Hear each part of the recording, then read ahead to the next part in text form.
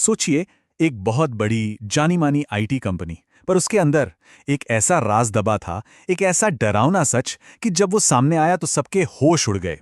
तो चलिए समझते हैं कि आखिर ये पूरा मामला है क्या। इसकी शुरुआत होती है भारत के एक बड़े आईटी हब से। ये मामला जुड़ा है टाटा कंसल्टेंसी सर्विसेज से। हाँ, वही टीसीएस, उनके नासिक ऑफिस से। अब देखिए, बाहर से देखने पर ना सब कुछ एकदम नॉर्मल था। एक बड़ी कॉर्पोरेट कंपनी, रोज जैसा माहौल, मतलब किसी को भनक तक नहीं थी कि अंदर चल क्या रहा है।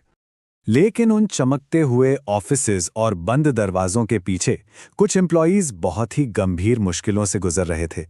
एक ऐसा तनाव था जो बाहर किसी को नजर ही नहीं आ रहा था। और फिर एक दिन कुछ महिला कर्मचारियों ने हिम्मत दिखाई। वो सामने आईं और उन्होंने जो बताया, जो आरोप लगाए, उसने सच में सबको हिलाकर रख दिया। तो जो पहला आरोप था वो था गलत व्यवहार का, और यहीं से ये पूरा मामला खुलना शुरू हुआ। इसके बाद एक और बात सामने आई, जबरदस्त मानसिक दबाव बनाने का आरोप। इस बात ने ना काम करने के माहौल पर ही बहुत गंभीर सवाल खड़े कर दिए। और फिर जो आरोप सामने आया वो सबसे ज्यादा संगीन और चौंकाने वाला था। पता है क्या? जबरन धर्म बदलवाने की कोशिश का आरोप। बस इस एक बात ने पूरे मामले को एक बहुत ही ज्यादा संवेदनशील मोड़ पर लाकर खड़ा कर दिया। जाहिर है, जब इतनी गंभीर बातें सामने आईं तो कानून ने भी फौरन अपना काम शुरू कर दिया। इन आरोपों की गंभीरता को समझते हुए पुलिस ने बिना किसी देरी के तुरंत एक्शन लिया। तो पुलिस ने क्या किया? सबसे पहले तो एक के बाद एक कई एफआईआर्स दर्ज हुई। इसके बाद जांच के आधार पर कुछ लोगों को गिरफ्तार भी किया गया। और बात यहीं खत्म नहीं हुई। मामले की तह तक जाने के लिए एक अंडरकवर इन्वेस्टिगेशन भी शुरू की गई, ताकि हर एंगल से सच्चाई का पता लगाया जा सके। ये कोई छोटा मोटा मामला नहीं था।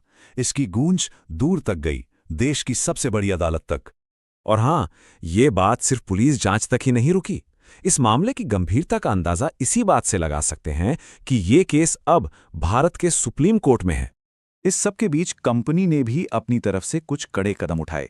जिन कर्मचारियों पर आरोप लगे उन्हें फौरन सस्पेंड कर दिया गया और सच्चाई का पता लगाने के लिए एक इंटरनल जांच भी शुरू कर दी गई। लेकिन पुलिस और कंपनी के एक्शन के बावजूद ये कहानी अभी तक अपने अंजाम पर नहीं पहुंची है। लेकिन सबसे बड़ा सवाल तो आज भी अपनी जगह खड़ा है कि आखिर सच है क्या?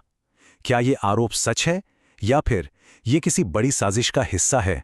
और इस सवाल का फाइनल जवाब वो अब सिर्फ और सिर्फ अदालत ही दे सकती है। और जब तक अदालत का फैसला नहीं आ जाता, तब तक ये कहानी अधूरी है। इसके कई जरूरी हिस्से अब भी सामने आने बाकी हैं। पर एक बात तो पक्की है, सच ज्यादा दिन छिपता नहीं है। और उम्मीद यही है कि जो भी सच्चाई है वो जल्द ही